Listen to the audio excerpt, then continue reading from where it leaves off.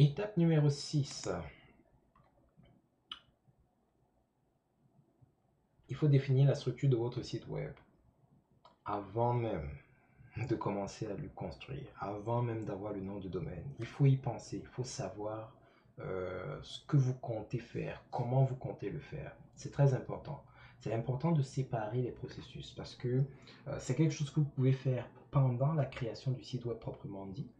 Mais je pense que pour des raisons d'optimisation, c'est mieux de le faire avant. Ça veut dire, quand vous allez mettre en place votre boutique, il faudrait que vous ayez des processus différents. Lorsque vous êtes en train de rechercher des produits, concentrez-vous uniquement à la recherche de produits.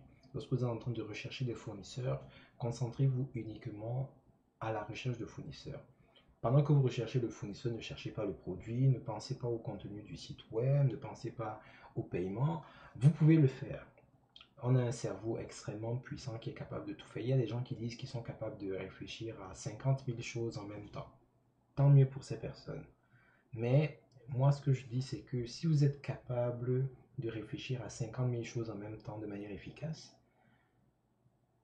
quel niveau d'efficacité aurez-vous si vous vous concentrez juste sur une chose? Vous la ferez 50 000 fois mieux, 50 000 fois plus vite également. Donc, mais ça vous appartient. Mais pour que les choses soient plus simples, je pense que c'est mieux de penser chaque chose différemment. Alors la structure, vous allez la définir comme bon vous semble. Mais il y a certains éléments qui, à notre avis, sont critiques et devraient en faire partie de toute façon. C'est bien entendu, par exemple, le cas de la page d'accueil, parce que c'est la principale page de votre site web. Alors, page d'accueil, c'est c'est une fonction. Ça ne détermine pas nécessairement le contenu. Alors votre page d'accueil peut être en même temps la page de la boutique de votre site web.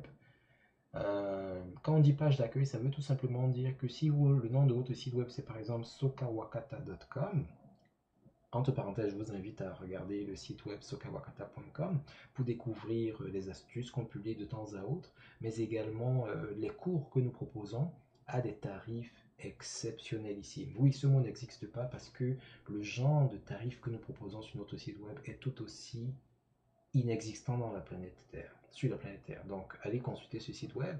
Bon, on ferme la parenthèse. Lorsque... hop, j'ai oublié ce que je disais. Mais bref, euh, la page d'accueil, c'est tout simplement la page, voilà, c'est ça, c'est la page qui apparaît lorsque vous tapez simplement le nom de votre site web. Donc, par exemple, si vous tapez sokawakata.com, tout court, la première chose qui apparaît à l'écran, c'est la page d'accueil. Alors, vous pouvez décider que cette page d'accueil soit une page qui résume à peu près votre site web, c'est-à-dire qu'un peu de section de chaque section de votre site web va y être représentée plus ou moins. Vous pouvez décider que ce soit une page toute neutre, comme vous pouvez décider que ce soit une page spécifique, comme par exemple la page de la boutique. Ok. Donc la page d'accueil, c'est tout simplement la page principale de votre site web. Elle, elle est quasiment inamovible. Vous pouvez présenter également une page qui présente votre entreprise. C'est toujours bon. Statistiquement, je me suis rendu compte que c'est pas nécessairement une des pages qui est regardée le plus. Sauf si la boutique vient d'ouvrir. Quand la boutique vient d'ouvrir, de plus en plus d'utilisateurs consultent cette page. Alors comment est-ce que je sais ça? J'ai étudié les pages de dizaines et de dizaines d'entreprises, les statistiques de Google Analytics. Et après un certain temps, vous pouvez voir quelle proportion de personnes ouvrent telle ou telle page. Alors, accueil, bien entendu, c'est une des pages les plus utilisées. La page boutique également que nous allons voir. À propos, c'est une page ou About Us ou un autre sujet ou tout ce que, ou présentation, tout ça c'est les mêmes choses. Alors c'est une page qui, lorsque la boutique est déjà établie, elle est à peine regardée, mais lorsque la boutique vient de commencer, elle est toute neuve, c'est une page qui est énormément consultée. Ça veut dire que les gens cherchent à savoir qui se cache derrière la boutique, quelle est la philosophie de la boutique, etc. Donc ce serait intéressant pour vous d'en avoir une et de présenter vos arguments de vente et blablabla, etc. Alors vous allez constater que accueil est en gras, à propos n'est pas en gras, parce que Bien que ce soit extrêmement important, ce n'est pas critique si vous ne l'avez pas. Donc vous pourriez éventuellement ne pas l'avoir, mais nous vous recommandons de l'avoir de toute façon. Il y a bien sûr la page de la boutique et toutes les pages corollaires. C'est pour ça qu'il y a l'astérix. Dans la page de la boutique, celle qui présente les produits, une page qui va gérer les commandes, une page qui va gérer le panier, une page qui va gérer tout ce qui tourne autour de la boutique. Donc ce serait bon d'avoir cette page ou ces pages-là. Si vous avez une boutique qui vend beaucoup de choses en même temps, ça peut être intéressant d'avoir des catégories, c'est-à-dire des pages qui mènent aux catégories.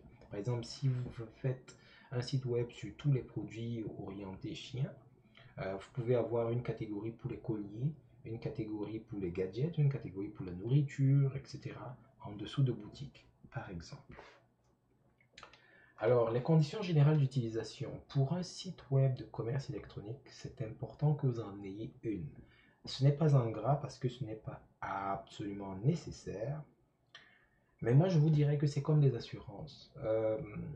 Les assurances, lorsque vous les payez tout le temps, alors que rien ne vous arrive, vous vous demandez, mais pourquoi est-ce que je paye ça? Ça m'enlève de l'argent, patati patata.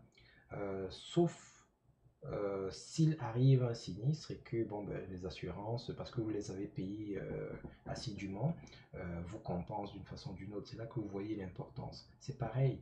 La boutique, je vous souhaite de tout mon cœur que vos boutiques marchent toujours très bien, que vous n'ayez pas des clients qui se plaignent ou quoi que ce soit. Mais il se peut très bien qu'à un moment donné, il y ait un problème. Et c'est en général grâce à des pages comme les conditions générales d'utilisation que vous allez établir un certain nombre de balises, que vous allez établir le cadre de fonctionnement de votre boutique, de vos services, etc. Et si quelqu'un veut peut-être, je ne sais pas, porter plainte ou faire une réclamation, sur la base des politiques énoncées dans vos conditions générales d'utilisation, vous serez en mesure de lui apporter la réponse adéquate. Alors, il y a des gens qui vont vous demander, je ne sais pas s'ils vous testent ou bien ils demandent juste des choses, mais certaines personnes vont vous demander certaines choses, parfois qui sont inconsidérées. Si vous n'avez pas de CGU ou de trucs similaires, ça peut être compliqué à gérer. Ok. Et à cette ère des réseaux sociaux, ce que vous avez mis des mois, des années à bâtir peut s'écrouler très rapidement. Alors que si vous avez un cadre juridique solide, bon, bah, ça peut être plus facile pour vous de vous défendre. Et il y a plein d'autres pages similaires à CGU que vous pourriez avoir, comme par exemple la page politique de confidentialité, la page pour la gestion des retours, les remboursements, ce genre de choses. Euh, mais si vous ne voulez pas avoir un site web gargantuesque avec des tas de pages et des sous-pages, avec plein d'articles juridiques compliqués, tordus et tout ça, je vous suggère de créer une page foire aux questions, FAQ, où vous allez adresser les questions qui sont susceptibles de venir ou de revenir régulièrement. Et c'est une page que vous pouvez mettre à jour régulièrement parce que, bon, à un moment donné, quand votre boutique va commencer à porter ses fruits, les gens vont vous poser tout genre de questions. Vous allez vous rendre compte qu'il y a des questions auxquelles vous répondez presque tout le temps. Donc, au lieu de vous casser la tête, vous ajoutez cette information dans la FAQ. Et si ce genre de questions reviennent, bon, ben, vous les dirigez vers la FAQ, tout simplement. Donc FAQ, ça peut être une façon habile de ne pas avoir une page politique de confidentialité, conditions générales d'utilisation, livraison, retour, remboursement, toutes ces choses-là. Vous pouvez également avoir un journal ou un blog. Alors, c'est pas absolument obligé, mais le problème avec le commerce électronique, c'est que c'est pas tout à fait comme la nourriture. La nourriture, vous achetez par exemple une pizza ou de la salade aujourd'hui, il y a des chances que la semaine prochaine vous ayez besoin encore de salade ou d'oignons ou de tomates ou de yaourt ou etc. Parce que c'est comme ça la nature de la nourriture. Bon, je fais des vers sans en avoir l'air. Par contre, si vous vendez, je sais pas moi quoi, des vêtements. Il se peut bien que quelqu'un achète une chemise ou un t-shirt ou un pantalon aujourd'hui et que pour la prochaine ou les 2 prochaines années, il n'ait plus besoin de pantalon. Ça se peut très bien. Donc, comment est-ce que vous faites pour garder le contact avec vos utilisateurs? Ça peut être par l'entremise d'un journal. Donc, ils ont déjà acheté ce qui les intéressait, ils n'ont plus besoin vraiment de produits, mais vous voulez garder un certain contact avec eux. Donc, vous publiez des articles, qui vont dans leur intérêt, dans l'intérêt de votre boutique. Peut-être des articles qui mettent en valeur vos produits, des articles qui expliquent comment utiliser vos produits de la bonne façon. Vous pouvez trouver plein de sujets d'inspiration, mais il faut que ça reste très lié. Donc vous pouvez pas vendre par exemple de la nourriture pour chiens, et puis dans le blog vous parlez de conquête spatiale, sauf si vous voulez parler de conquête spatiale par rapport aux chiens qui vont aller coloniser Mars ou je sais pas quelle planète. Bon, là, c'est peut-être lié, mais sinon, il faut qu'il y ait quand même une sorte de liaison. Et autre chose, les articles de blog peuvent également vous permettre de rejoindre un nouveau public, des gens qui ne connaissent pas nécessairement vos produits, mais qui vont venir lire vos articles. Et après avoir lu vos articles, ils vont peut-être tomber sur votre boutique et acheter des produits. Autre chose, euh, lorsqu'il s'agit de faire la promotion, c'est plus facile de faire la promotion à partir d'un article de blog, surtout si l'article de blog a du contenu qui aide les utilisateurs, que de présenter directement un produit. Alors il y a des gens qui seront chauds bouillants là, si vous leur présentez le produit, surtout si c'est le produit qu'il leur faut au moment où il faut, ils vont l'acheter. Mais il y a d'autres personnes que vous allez devoir amadouer un peu. Donc il faut qu'ils apprennent à vous connaître, à connaître votre marque, à se sentir aimé, apprécié, choyé, etc. Et les articles de blog, croyez-le ou non, peuvent faire ce travail. Moi, il y a des sites web auxquels je me suis abonné et peut-être des années plus tard, et je suis parfois très difficile là, j'ai fini par acheter des trucs, mais parce que à cause des articles de blog, je suis abonné à tellement de sites web.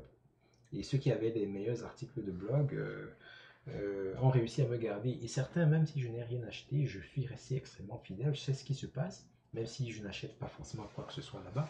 Et ça, c'est une force. Si vous êtes capable de garder euh, votre public, même s'il n'achète rien, être capable de le garder, surtout en 2019-2020, où les utilisateurs sont extrêmement volatiles, ça c'est très très fort. Vos produits, c'est difficile qu'ils le fassent. Imaginez par exemple Amazon, à moins que vous soyez un acheteur en série, vous n'allez pas sur Amazon si vous n'avez rien acheté. Pourquoi? Parce qu'ils présentent principalement des produits. Ils n'ont pas, ils ont peut-être des blogs, mais je ne suis pas au courant. Donc vous n'avez pas de raison d'aller là-bas si vous n'avez rien à acheter. Bon, eux, ça les dérange un peu moins parce qu'ils sont partout dans le monde, ils sont célèbres, ils vendent presque tout, donc c'est correct. Mais imaginez une autre boutique, bah, ils vont se déconnecter de leurs utilisateurs. Ok. Et enfin, la dernière page qui est critique, à notre sens, c'est la page contact. Offrez la possibilité aux gens de rentrer en contact avec vous. Alors, vous pouvez avoir différentes pages contact. Vous pouvez avoir une page contact générale. Si vous vendez des produits, vous pouvez avoir une page contact spécialisée pour permettre aux gens de vous contacter pour faire des retours. Ça peut être des pages différentes. Ou alors, vous pouvez utiliser la même page de contact, mais vous mettez peut-être une liste déroulante pour les objets avec des options pour les retours, les remboursements, ce genre de choses.